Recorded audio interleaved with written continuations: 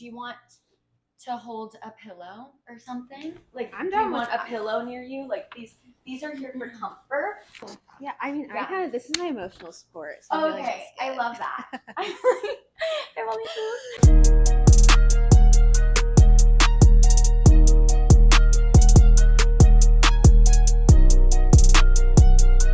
Coco Sharp, thank you for coming on the Blondie Pop podcast. Thanks for having me. I'm so excited. It is literally, it's an honor to have you here. Like, seriously, you are creatively so brilliant. And then how you mesh that with business is like so inspiring to me.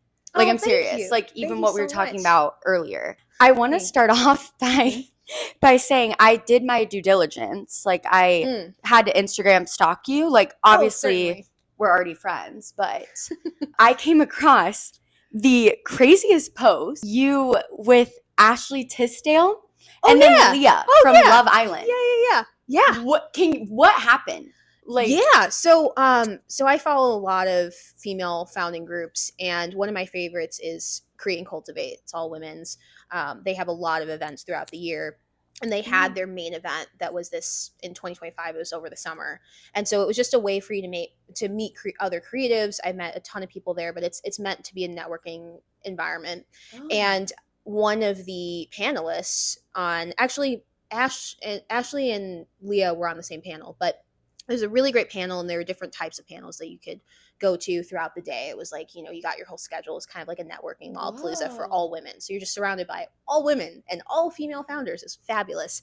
And so so they spoke on that, and I got to meet them after, and very brief, and it was really great. Ashley spoke more about her career as a founder than in acting, which I think was really great. She's a wonderful founder. A lot of her products have supported a lot in the women's mental health realm, and so she spoke about that and that impact, especially during 2020. And then Leah also is a business owner. She comes from a huge line of entrepreneurs as well, and so she spoke about that, though both of them are known for their TV appearances. So it was really great to kind of see that, and to hear it as well, because I'm just I'm familiar with their products and what they do, but to have that personalization was very different. So oh my gosh, yeah, that was they so were exciting. very nice, but you gotta just go hi, and and they were like, we can take pictures, we have time for it. And I was like, great, I'll take a picture with you. So. Wait, did you like have a conversation with Leah? I didn't as much. No, I actually remember I had sent a picture immediately to some of my friends, because there was a campaign I was actually working on that was, we were doing something for the Love Island team. So I had so I had actually sent them. I said, hey, if this isn't your sign, hit up Leah and a few other people that were in LA at the time. So it was really cool. And she, we didn't really get to speak because there's so many people that just wanted to quick take pictures. But my gosh. Yeah. Okay, you've done so many exciting, interesting things. We're going to talk all about it. But okay, we're going to start though with rapid fire, just to like get warmed up. Okay. So like 6 rapid fire fun questions. Okay. All right. So number 1, NYC or LA? New York, 100%. I'm a New York girl. I'm a grid system girl. I love to show up and be like, I can wear sweatpants or pretty much this, or look my best. Me too. And no one care. In LA, it is quite literally how you look the minute you step out. Number 2, dream brand to work with. I love Odd Muse. Odd Muse is one of my favorite brands. Gymshark and Odd Muse. There's really, for people that know me, I grew up as a huge tomboy, and I played competitive sport.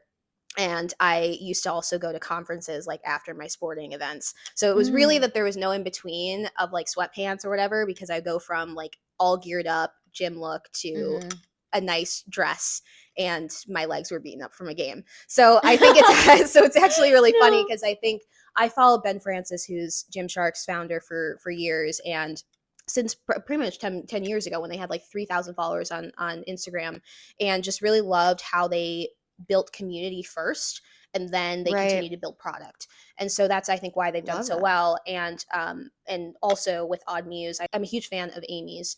Amy's their founder, wonderful female entrepreneur, and she also shares a lot about her experience individually on her own page, how she sources. I love how that. she's tariff free for right now. Really lovely lady. And They have one store that's in New York, partially why I love New York better. And Gymshark too. They're both in New York, and then she's also, both of them are UK brands, so they're just really lovely. And Wow. I think that the quality of both of those brands and the thought and care that go into it are just really something that I think people should take note of in building a community around their brands as well. So yeah, Yeah. yeah. And I love that you said that she documents kind of her journey like as an entrepreneur or lets people hmm in on that. She's very, very That's descriptive. I'd say more than most. oh, And I so I should think look her that if you're up. ever into product development, if you're just ever struggling and you kind of are in your head, she is a really great person to just kind of relate to as you're on that journey. So yeah. Wow. One trend that you secretly hate. I have been trying to think about this, especially in 2025, and I really was coming up a little short. I don't know that there are any trends in particular. You know what I would say? I don't like, and this is for more of a brand side, when Mm-hmm. brands insert themselves into the Gen Z audience in a way where they haven't done their research. I can't Ooh, stand that. There's so many, I that's think that's when good. you pay attention to that. And when you say, oh, something went south, and you're like, I don't understand that. It's because Yeah, I think they didn't take the time, and it's not a particular brand, but I have seen it where they just will say, I haven't done my research. And you also can kind of tell who the older audience is. I think maybe that makes actually me think of a brand. there actually is a brand that was early last year, where they did not know their audience, not just from the age, but also from the diversity of the brand. And so they came out Yup. with a lip product in particular, and said, "Hey, by the way, it's meant for folks of all shades," and very much got backlash almost immediately. And then it just died down from just social chatter, which is what the internet does. So I really think that that is something where, when brands don't do their research, or when they coin it as, we've done the research and it is meant for you or for this age, and then it's not, it's not necessarily a trend, it's just a lack of research. So yeah. Yeah. Okay, but what's one trend that you're obsessed with? I am really obsessed. In case it has not been clear as we've known each other, I love Tyler the Creator. I am a huge fan of Yeah. all of his work, and I have Same. been for years, like since Tyler and Esmeralda. That's a very deep cut, Mhm. um, but I love how these larger creators in general are saying to Mhm. be more authentic online. It is the best thing that you can do. I think what's now coming back is sort of this, bring your sixth grade self, or the part that got bullied, or maybe Yes. not bullied is a strong word, but made fun of by other people. It is really the best thing you can do for yourself and your career and your life, is to be authentic. And it definitely is a journey, but That's so good. already creating online, you have to learn how to be authentic, and you have to learn your own language. And so I think it's just, you may as well. So yeah. Oh, I love that. Yeah. Last one. Mhm. Biggest PR pet peeve. I could go on and on and on. We've already Oh, I struck a bet. nerve, Go. guys. Yeah. I was doing a campaign that, and I promise this is not going to be long winded, but I was doing a campaign. It was fabulous, and it was a Mm. national campaign. Wow. And so sometimes what consumer brands will do is they'll say, if we send PR packages, we just want to see how many people are interested, how many people will post about it. We call them Mhm. wins. So, for example, if I sent you a PR package and you did a reel, a TikTok, and a couple of Instagram stories, we'd say, of the 20 people we sent PR packages to, Lauren was someone who posted multiple times. We'll then utilize you maybe for a paid experience, or we'll utilize you for more Oh. PR. Wait, So that's here's tea. it, I it didn't is know that. tea. We'll talk about it. But Wow. with that being said, how am I going to find you if you're not accessible? So if you don't put your email, if you do not put your email in your bio, nano to micro, even Wow. to macro, unless you have an agency, please do that. Because I was so excited for one of these campaigns. There's someone who was literally perfect. I can't even tell you, someone who's very, very socially driven, and Mhm. didn't have their email. And I was like, I can give it a day, if that. And that person didn't respond. And I understand I'm probably in their requested DMs because it's from my personal account. And I was like, couldn't really tell. It's also the other thing too, you can't really tell people and share confidential information other than like, hey, I have an experience for you, and that sounds so spammy. Yeah. But it just, that will get you every time. So whether you have one follower, 10 followers, 1,000 followers, a couple extra zeros with that, if you do not make yourself accessible, there is no way for me and other people to find you. So please do it, or you'll get this eye twitch from me. So That was actually very valuable Mhm. information, especially what you said about did you say if a creator performs really well on something that maybe was like gifted PR and Yeah. has a lot, then they would be considered for a Yeah. paid collab? That's it. Sometimes that happens. I think that a lot of times brands don't really say this because, so what happens if you kind of think about it is, brands will source and it depends on certain campaigns. Like there are campaigns where it's like we can never see you doing a campaign for, something over here, right? Because that just Mhm. might not fit. You might not fit the demographic based on your more lifestyle. Maybe this is something that's more maybe on the fintech side or something like that, right? Right. But what we can say is you have been someone, and I've worked with influencers like this several times, where it's like you have been such either an OG to put it bluntly, or someone who has produced, as I said, many wins. So meaning that you won't just say post a picture of your PR box and then go, okay, thank you so much. But you're posting a reel about it. You're doing a little bit more than what maybe is expected Right. to mention that. And that's when we'll go, oh, cool. Well, if we have an experience in Chicago, you're going to be the first on our list. Because number one, what we Oh. do on the back end is we always vet you. So we go through a huge process of making sure that Wow. your brand's safe, meaning, what your views are either on politics, which sometimes can come into play. If there's, when I worked with celebrity talent, it's someone said this back then, how are they not necessarily politically now, but have they sort of continued that route of uh, of of controversy? And so we Wow. kind of look at that and we go, we can go back as far as a couple years to your inception, pretty much on the internet, and we go through that checklist of what are some red flags. Are you mentioning multiple brands? Are you mentioning your competitors? Like it really depends on what the brand is and what the checklist is, and also just the here's a keyword, but especially if you have affinity, which Mhm. means that you've posted or you said, oh, I'm really excited about this brand, I love this. Even if you've never had a connection with us, it's like, oh, well, you're Right. excited about that. Or there's a maybe on the consumer side, like there's a hair care product that you've always wanted to try and we know that you're blonde. Why not Mhm. Redkin? Why don't we send her a pack because she's platinum blonde and Sabrina Oh. Carpenter did a whole platinum blonde thing? We'll send you a PR package. You know what I mean? Oh, So sometimes yeah. they'll go way more in depth than you think. It's not just about aesthetics and we say, oh, you look good or this looks great together. I mean, it can, but if you are number one, your engagement, meaning if you've very similar to a recruiter, is we'll go through what have you engaged with, Mhm. how have you been commenting on people's posts, are you friendly Oh. on people's posts, are you liking stuff that maybe is aligned with our brand versus maybe not. So we go through all of that, and I think people can sometimes take that for granted because they don't think that you're Yeah. going to leave a digital footprint like that. But that's all the stuff on the back end that we do. So Wow. just stay brand safe. I'm not saying to suppress yourself. I'd say be authentic. And also, if you really are going to take a stance in anything, Mhm. then 110% do it. Don't just sit there because you want to comment on something. Be Mm. 110% in what you stand for, because that will make the difference as well. So, and then a brand will say, "Hey, we don't want to work with you," and you go, "Cool. There are other brands that Yeah. probably align with me, so Right. it's infinite. So, yeah, Wow. It's so interesting to know how deep it goes and just the research that is like certainly. happening. Yeah, So this is a great segue. sure. How did you get into PR? Yeah. So, It's kind if of you did like some niche. Sunday, I don't know. It's kind of niche to me. I feel like you mhm. don't hear a lot of people who like work in PR. I think it's a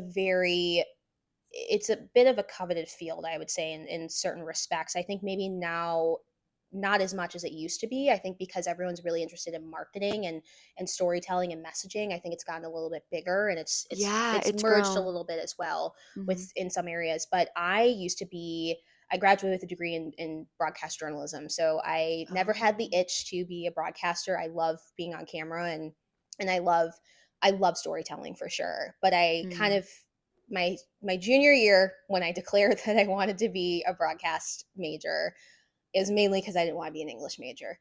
And I was a little avoidant in that path, but I really wanted to learn a lot around sound work and doing all this stuff without fully being in the film industry as well. Right. And so when I graduated, I did two internships simultaneously, which were what we call in house. So if you're working for a brand or working for a company Hmm. internally that have a PR team versus working externally, which would be for an agency. So I did Okay. both of them at the same time because I had the time and I wanted to learn. Whoa. And so then I got hired for the internal experience, which was in law and tax. I know a lot about property tax now, but No. that will help me later when I invest in assets. But Yes. No, that's a good thing to I know. learned a lot about Chicago. I'll tell you that much. Oh, yeah, But I'm sure that's crazy. it was yeah, and it was a lot.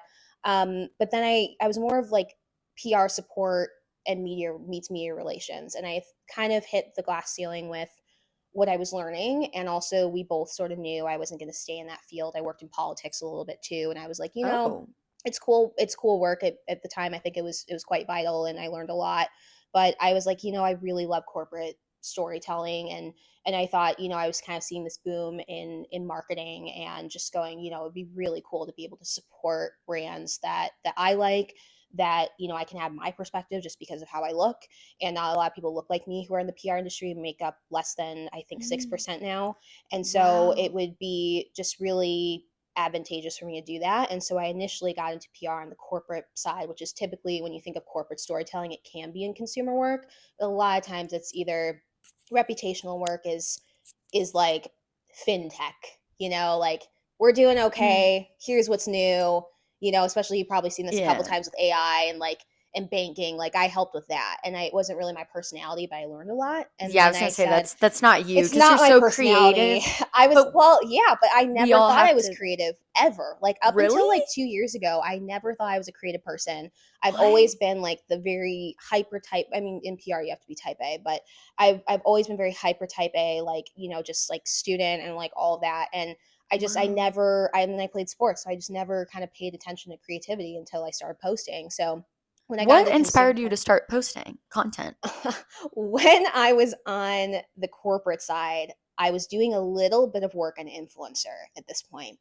So you were like It's a working with weird, influencers, like vaguely. from a PR standpoint. Yes, but I was doing it on the corporate rep side. So again, like, I was working for a fintech company, and so when you Hmm. do banking and things like that, like, you don't see a lot of influencer stuff unless they're like, use this travel card. You don't have a lot of that Hmm. presence unless you're seeing like a, I'm forgetting her name, but she's the 13 going on 30. What's her name? Oh, I don't She's even the know main her name. brunette girl, but I should she's know her name, the but I main don't. lead. Mm. I can't think of her name, but something like that. Yeah. And so they kind of wanted to push this and say like, okay, we're just getting to the point where we want to be able to give a social presence but not have that take over, because we're not a Mm. consumer brand. We do personal loans, we do other types of loans, we have our card, and then we have a bunch of other things, so that those aren't specific to consumer, you know what I mean? Hmm. So I remember we were doing a deal with one of the influencers, and she made my salary, or she made a quarter of my salary in less than two reels. And I said, hey, I need to just do this. Wow. And it wasn't really for the money aspect, but I also thought, how cool is it to be yourself online and get Right. paid for it? That's kind of how I looked at it. On top of the money looked great. Yeah. But that was something where I looked at it and said, this can be an additive to the stuff that you do. And Right. then I ended up, because it wasn't really my personality, I ended up getting moved on to the officially the consumer side, where then I started working with talent and influencer in agency life. So I did a lot of national campaigns, and solely focused on influencer. I build out the campaign, and then they plug me back into Wow. influencer and just say, we need your expertise on executing, who we're going to reach out to, who we're going to get for this demographic, for PR packages, designing PR packages.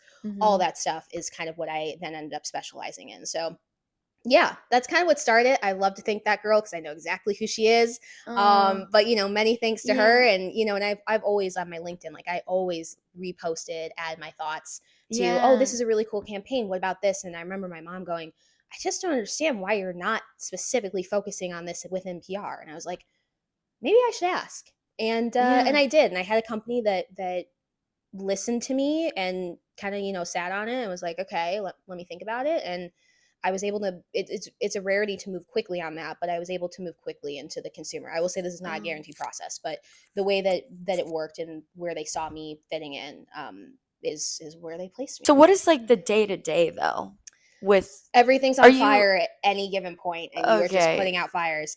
Every day Yeah. looks different. I would say the only consistency you have is what is on your schedule, and depending on the Mm. campaign, when you have to meet with clients, when you have to meet with your team, and those internal meetings. But I would say for the most part, it is doing what I would do in the morning. Is I would do a lot of research on influencers, doing a lot of trends, running that through Oh. a couple So of. you're researching trends? Mhm. Like, Yeah. oh, So we would do a lot of why are you trends. So, well, I mean, if you look on the consumer side, right? Like, mhm. if you look at like a Dunkin' Donuts, there's a lot of stuff that they say, and you're like, oh, I didn't realize that was like a trend.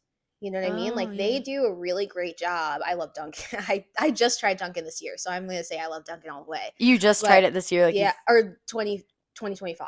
I sorry, Oh, literally what? a year Yeah, ago. no, I that's what I tried it mean. because of Sabrina Carpenter. I love Sabrina Carpenter so much, but I Yeah, tried she's her obsessed. as I'm obsessed, rightfully so. But I tried her brown sugar shaken espresso. Yes, I know every single ingredient that's in there. But one of the the things, so if you think about it, Sabrina is a master at lyrics. Mhm. There's a double meaning to everything. So her slogan was shake that S. And we all know what that can imply, right? Yeah. So that's kind of a way that they took that, is like, oh, she is someone who can do that, who's a performer. That's what she does on Short and Sweet Tour. Mhm. And and another great example would be, Wendy's too, right? Like they are very unhinged, but they get into all the trends. And so what Oh. we have on the consumer side is what's called like fan truths or brand truths, really, which Mhm. is what's true in real life and how can we make that marketable. So Right. if you're someone who's like, oh my gosh, every single time I come here, like what's, when you go to CVS or something, I'm more Walgreens or CVS, and you get the super long receipt, and you're just like, oh my Yeah. gosh, like why do we need this much paper in the world? Well, that's Yeah. like that would be a fan truth for CVS. I'm giving out free information, but like, Yeah. so then maybe there's a commercial, or maybe Mhm. there's an ad or something that they do where someone walks in, and maybe it's like they walk out and maybe the receipt is still in their pants trailing into the store, because that's like a fan truth. That's how brands create what we think are organic experiences, but they're really based Oh. on things. Drive-through culture is a huge culture, Right. especially if you go get food at 3 a.m., or you're maybe doing some recreational activities, you go to the drive-through. There's a huge culture around that as well, Yeah, for no, there food. is. Wendy's, McDonald's, a bunch of other brands have really leaned into that, because they're like, we know that we get those people at 3 a.m. So that's kind of Oh. how you weave stuff in. That's kind of how you see some of those synergies. I'm not saying it happens all the time, but then Mhm. you can hit on the point where you go, okay, here's what we then say is a micro trend, which is like, Mm. maybe not a certain dance, but one example is like Group 7. Group 7 was a huge thing, if Yeah, you've heard that about that. Oh, yeah. Group 7, That I was was Group 7. I was one of the first people to like that post. It was Oh, really? absolute elite experience. Wow. Absolute. That's actually a flex. Like No, it that's a genuinely, I major was like, flex. I remember I saw it on my For You, because I'm so good with trends that I will typically see them when they have like under 1,000 views, because I'm like Oh, really in it. wow. It's a weird, I'm really good. Like my That's algorithm a feeds me. skill. My algorithm, my TikTok Wait, I algorithm need to feeds be me. like hitting you up. Like why Yeah. have you not been like educating me sooner? Like help a girl out. Yeah. It's like, you don't always know, or I don't always think like, oh, You don't know okay. if it's going to pop But off like yeah, when and you're new usually to like it. 98% of the time I'm usually right. But Group 7 was a Wow. thing. So then we saw some brands do in this micro moment, like, hey, getting your coffee, or, this isn't true, but maybe like getting your coffee at noon with Starbucks is a Group 7 activity. So then you Mhm. start seeing kind of the corporate aspect, but then there are some corporations who can do a really good job of saying, like, instead of like, oh, this is an activity, it's like, we are Group 7. So you see that difference in Yeah. marketing of what the vibe is, and how they can say just we are. Like Wendy's would probably Mhm. be like, girl, we are Group 7 if you got Wendy's today, versus someone being like, come Right. to They us hop for on Group it. 7, like come here. So Mm. so that's how you maybe get into the micro trends. I think there's been a lot around music culture this past year alone Yeah. that we've really been able to tap into. So it depends, but yeah, that's what we do in the morning. And then to answer your question, then we would, kind of identify that if we were on a campaign, depending on the progress of the campaign, depending on how long a campaign takes, that would just be, going through a couple of decks, checking messaging, Mm. updating to say, okay, I found all these influencers. We're making a list for people we're either going to send to this event as an IRL experience, or we're Mhm. going to have, or we're going to have an experience that's going to be social media based. So sending PR packages out. So a Oh. lot of that takes a ton of time. Design does amazing work. Everyone is Wow. working really hard to circle back and Yeah. and see what's coming Mm. down the pipeline. So yeah, yeah, Okay. yeah. No, that's Mm-hmm. super cool. Yeah, it's so heavily with the social media and I didn't Heavily. really realize that, but it makes Mm-hmm. sense cuz you're on the consumer side. Yeah. Um Mm-hmm. so okay, kind of to pivot off of when we're talking about the trends and everything. Yeah. What would you say is the biggest mistake that you see creators making when it comes to their online image? I think it depends on where you're at in terms of being online. I think that when you're starting out, you want to be so perfect. And you Yeah. have to remember that some of our most favorite prized creators, the Emma Chamberlains of the world. I'm Yeah, forgetting her love name, and her. I can't, like, every time I go, oh my gosh, what's her name? She was recently in Interview Magazine. She got stuck in the supply closet. She's really funny. Oh, But I don't know this. she blew up like overnight sort of last year, and she's really Wow. talented. Justine's Camera Roll, like all of these Love people that are Justin. just great at what they do. And mind you, Justine has kind of shown us she's amazing, and she's more of like an editor and shows you the process of becoming an influencer. It's very becoming of. But you just have to really resonate with that nothing's going to be perfect. You might have some videos that Mhm. go viral for stuff that is just, you would never, I've never gone viral for anything that I go, this is going to go viral. There's no control. Yep. You have There's to no really surrender control. that. And I think that's very thematic in creativity. So you have to surrender a certain part of Mhm. yourself and really tap into the things that you value. So I think the biggest mistake you can do is tell yourself that you need to be perfect and expect other people to think that you are the same, because it's just not. You need to be Mhm. imperfect as much as you humanly can. And I think that especially if you have friends around you who accept you for being imperfect, Mhm. you should be able to kind of keep that in mind as you go and make mistakes. And some of the Yeah. best videos, really, and when I've gotten to learn, I mean, I've seen your content too, and I knew you before I saw your content. Um, but some of my favorite videos of you are just sharing like advice and then going, oh, okay. And I've seen like a couple of the videos that like really pop off, and I have a feeling just because I kind of know. Mhm. You know the But I'll energy. just look at that, or there's one time you texted me, you're like, I think I'm gonna do this video, and I kind of gave you some feedback about one Yeah. video, Thank yeah. goodness. And No, because I was yeah, worried. I needed you PR. were, I needed to be media trained in that yeah, moment. I needed you to right. media But train. then when you kind of Yeah. you took a break for a second, you go, actually, I'm gonna make this instead. And that video ended up doing well, right? Because it Yeah. was way closer to how not just how you're feeling, and you took a breather from how you're feeling, which was fine. But you were like, actually, I'm gonna pivot and talk about something that resonates with me much better. You're not gonna have control, but I think the most control you can have is standing by what you mean and what you say. And so don't make that mistake of trying to get swept up in what other people Well, think. I think too, Yeah. like, I love what you're saying about it's like creators trying to be perfect. Yeah. I think the biggest mistake is creators not being vulnerable enough. So it's like the Mm, same thing. yeah. It's really scary, but to actually like get good visibility online and Mm, build actual community, you have yeah. to share parts of yourself that feel super, super uncomfortable. Certainly. And Yeah. but that's why I talk to you sometimes, Mhm. because it's like finding that balance between, am I oversharing right now where I don't Mm, need to say this? Or is it just hitting the mark enough where people are going to feel seen by mhm. me sharing this part of myself? Yeah. So I Yeah. think, but what would you say about that with like the balance between Yeah. you have to Yeah. overshare enough to where people are going to resonate and know who you are, but then Yes. it's like the PR media side of what's too much? So, I think that there's two things that I can think about in that instance, which is number one Mm-hmm. is you are going to learn more about yourself the more you put yourself out there, and you're going to learn your Mm, boundaries very quickly. I think yeah. certainly you need to be intentional about how you share yourself.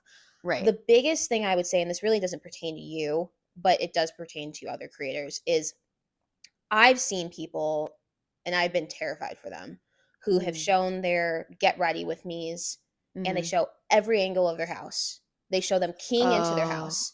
And I've seen Oh. people literally show how they can copy someone's key just from seeing the keyhole. No, So I bro. know this is like it was a little extreme, Bro. but I'm also just saying, like, especially if someone's watching this who's starting to be an influencer, you don't need to show every corner of your house. I know that some people did the cleanups Uh-uh. in the 2020s. I know people show, there's certain backdrop. That to me is Yeah. more of the safety element of how much do I share. I think that I have felt closer to someone who shares more of themselves online. Mm-hmm. I think that the biggest moments when folks do that is when they share a certain part that they've thought out online. So if someone says, Right. I've struck, for example, when I felt closer Mm. to you online, was when you Oh. shared, Wow.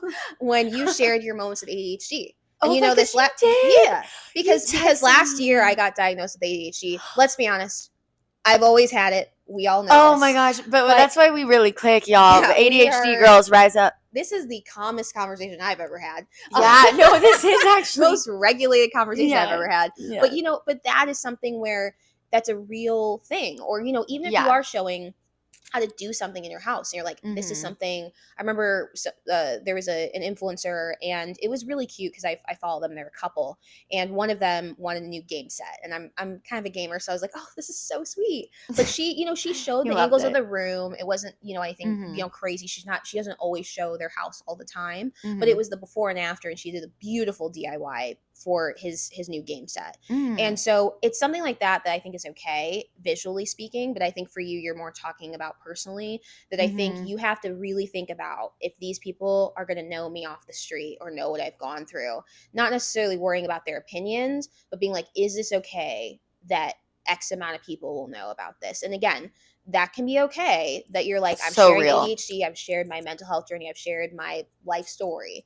But I Right. also think that if it is something, and for some people even content can be therapeutic, like I've heard that many a times. Oh, But I yeah, think that if this is for a sure. very unresolved thing that you just go, BT dubs, this happened, and then you're like, it's a little unresolved here, I think that's where you really got to have boundaries with yourself on like, okay, how much am I willing to share with people? So again, I don't mean to be extreme, but I do That's think that so if you are good. someone who loves to show, because there are a lot of people who love to show Well, but lifestyle. this is what I want to Yeah. say. Like, from a Mhm. creator standpoint, what I grapple with is you Yeah. want to share so you Yeah. can stir the pot a little bit. Hmm. But you're right. You're right. It's like if it's so when you Hmm. said unresolved, are you saying, Hmm. hypothetically speaking, Sure. an unresolved, let's say, issue in a creator's personal life? Like Mm. maybe there's Hmm. drama going on in a creator's personal life. Maybe that's not something to share online if you Hmm. have a platform, no matter how big or small the platform Yeah. is. Yeah, there's Like, talk about something 6 months later when it's all yeah, I mean, resolved. you don't have to show up perfectly online, but what I would say is, Mhm. and I think this goes for all creators, is like we don't like to share 100% just because you want stuff that's for you, Yes, and some people truly do, but I think even for the folks who have shown a lot online and even growing, there's still a lot that happens in the background. So I'm not saying to that's true. suppress something, but what I'm saying is if you've got stuff going on and you're like, I genuinely can't handle it, or you've missed a day of posting, it is you're the only one holding yourself to that standard and to that and holding yourself Mhm. accountable. And I think that, excuse me, if you sit there and go, well, let me just explain this, like let me overshare so that I'm appeasing my group, my audience, so that they Right. just get why I'm not showing up, or they get why I'm maybe feeling a little off. Mm, That is where you can that's literally just good. say, something happened in my personal life. I'm not Yeah. going to talk about it. Because again, if someone came up to you, let's say you're at a reunion, or say, some Yeah. friend, and they're like, oh my God, what happened to you? And you go, you know what I mean? Like anyone that asks you that, you can literally say, hey, thank you so much for being concerned. I actually am not comfortable talking about it right now. You can set that boundary. So while in the midst of this editing process, as you can see, we have some lost footage. Okay. The mics went out. It was a whole ordeal. The good news is we will have Coco on the pod yet again. And I hope you guys tune in for that. I know you will. I know you will. She is a wealth of knowledge. We love her. Angel sent from heaven above. But this is the editor's cut. I have to apologize. I wanted to get this information out there as I do feel like it's really top of mind. But as always, thanks for watching, y'all. Bye.